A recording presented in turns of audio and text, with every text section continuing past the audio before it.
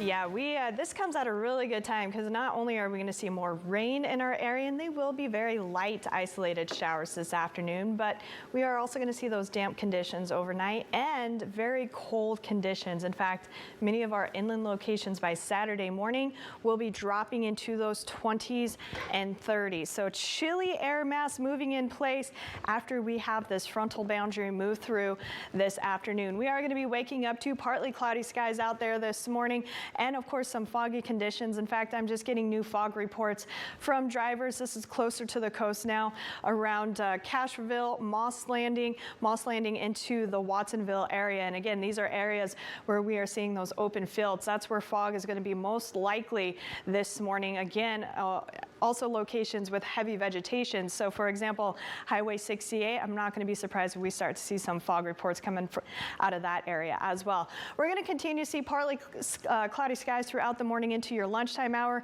We might see a little bit of clearing ahead of this actual frontal system here. It is a very weak front system, our frontal system moving through our area. It is going to bring us just some light scattered showers throughout the afternoon. The arrival time looking like around 3 p.m.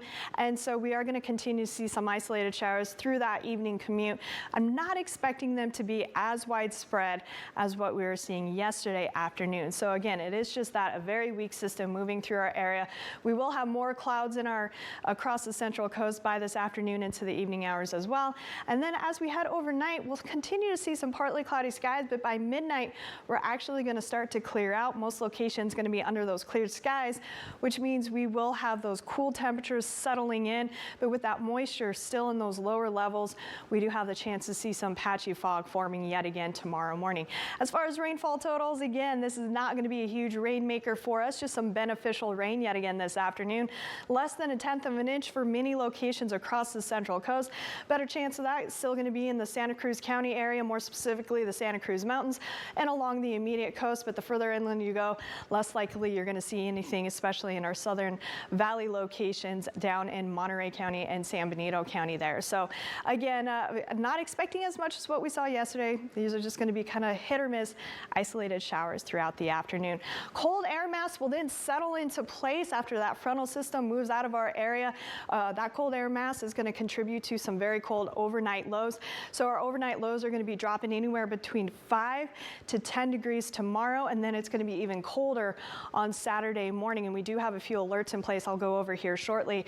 Ridge of high pressure, though, will build back in through the weekend. So even though we're going to have some cold mornings, our afternoons are going to start to warm up, and that will take us into the early part of next week, where we're going to see temperatures returning to seasonable, if not slightly above seasonable. And it does look like we're going to remain dry. So if you like the rain, enjoy this last little bit we're going to see, because we're going to remain dry for the next several days after this system moves through this afternoon. We do have a couple alerts. So a frost advisory will be going into effect tonight at midnight, lasting until tomorrow morning. This is going to be for our interior southern valleys and interior mountains of Monterey and San Benito counties there. Sub-freezing temperatures are expected. And then from Friday night into Saturday morning, we actually have a freeze watch going into effect. Again, this is going to be for those same locations. This is going to cause some damage to crops, sensitive vegetation, and also those unprotected pipes. So this is your day to kind of prepare for that, as we do have that colder air mass that will be settling in and giving us those 20 to 30 degree temperatures overnight for those inland locations. Temperatures today are actually going to be below average for this time of year, so we are cooling it back down compared to yesterday afternoon. We're going to only be in those upper 50s to low 60s.